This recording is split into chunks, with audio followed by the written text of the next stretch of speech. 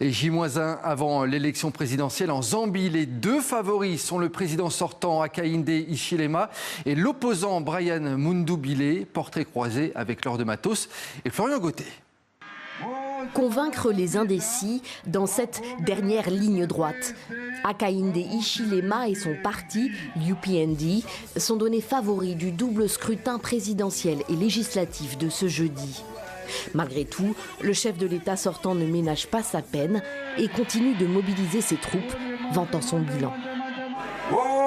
Partout où je suis allé, les gens ont décidé qu'ils voteraient pour l'UPND jeudi.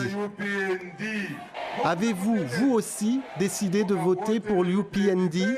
Que ceux qui voteront UPND lèvent la main.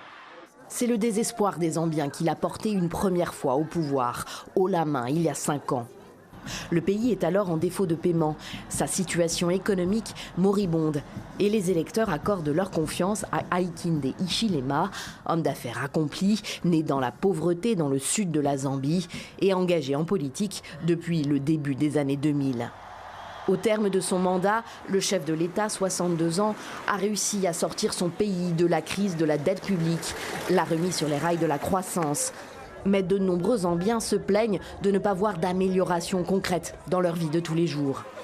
L'inflation était à près de 14% en 2025, le chômage avoisine les 10%. La pauvreté, le coût de la vie, des thèmes portés par Brian Mundubile qui s'est imposé comme le principal rival du président sortant.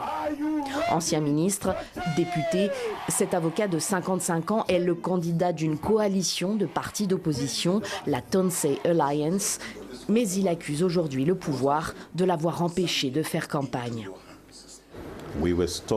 On nous a refusé des autorisations, vous savez, des droits d'atterrissage, des permis de vol. Pendant ce temps, notre adversaire, le président Hichilema, disposait de 3 hélicoptères. Il pouvait voler et tenir 6 meetings par jour. Nous n'étions autorisés à faire campagne que par la route. Je n'ai pas eu de passeport pendant les 4 derniers mois. Je n'ai pas eu de téléphone. Mes téléphones ont été confisqués avec les numéros il y a 4 mois de ça. Et d'affirmer aussi que plusieurs de ses soutiens ont été injustement arrêtés ou intimidés en cette fin de campagne. Des accusations qui font écho à celles d'organisations zambiennes de défense des droits humains qui reprochent au président sortant un autoritarisme croissant face à ses opposants, à la presse et à la société civile.